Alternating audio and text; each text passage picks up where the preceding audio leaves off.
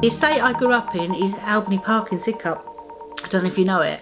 It was built after the Second World War. It was all 3-bedroom parlour-sized houses, huge back gardens, lovely, lovely estate, right next to Footscray Meadows. You go back there now, there's no council houses now. Very, very, very few. They're all right to buy. They're all been bought up by people which saw a bargain, and they've all made it into a non-council estate now. Right to buy, to me, was wrong because people that have council houses didn't want to buy in the first place. They were given the opportunity by Maggie Thatcher, so they grabbed it with both hands, and you can't blame them for that.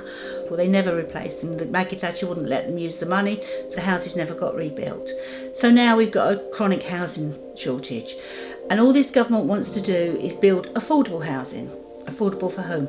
Not for my family, never for my family. We live in London. Affordable housing for a basic 3-bedroom house around where I live in Bexley is £250,000.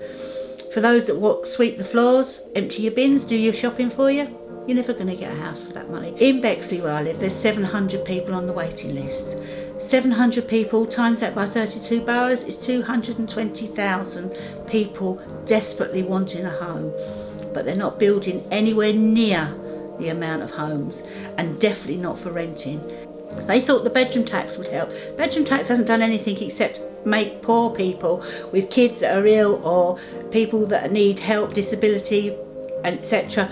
They're the ones that have missed out on that, not the people living in the houses. In my daughter's situation, she lives in a 2-bedroom flat, but one of the bedrooms is 63 square foot, which according to the Statutory Housing Act should only take 0.5 of a person, which in this case is my 0.5 size grandson. They've got 2 other children and they share the bedroom with their mum and dad.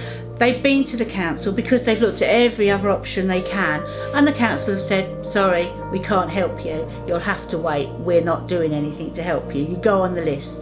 42 families in this borough have been transferred to Manchester. So 42 families who've got connections here, family, schooling, work, whatever, have been moved to Manchester to live.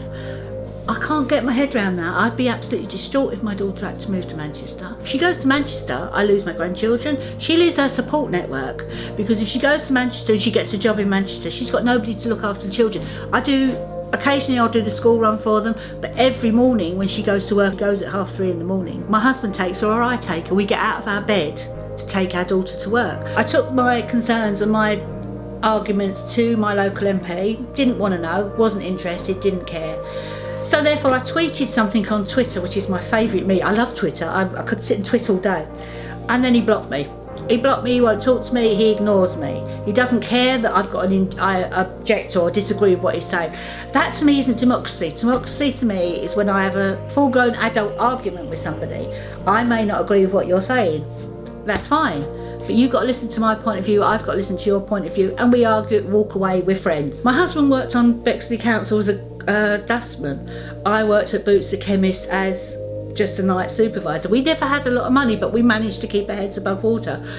But if we had to have bought a house, we probably have had it repossessed by now. So to us, it was a lifesaver. We got a home, and I can always remember when we got the keys to this place, how happy I was. Think, I've got a house, I've got a home, I can bring my children up, and it gives you that sense of stability and that sense of, yes, okay, we're going to be all right now.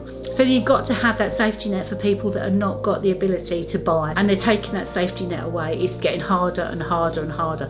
And the thing that really annoys me is they blame, oh, the immigrants coming in and taking all the houses. No, they're not. No, they're not. Most of the immigrants coming in are in private rented places and not in social housing.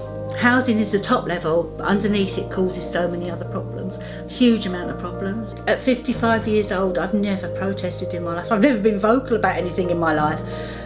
But now, as I'm getting older and more angry, the more I feel like I need to shout out. That's why I'm doing this video. I've never done anything like this before. It's not my place to do this. But as I've got older and more, can see more the unfairness in this world and the unfairness that we are making it, I can't sit back and not do anything anymore. My name's Elaine Willis, I'm a midwife, and I'm a grandmother, mother and angry with Great Britain.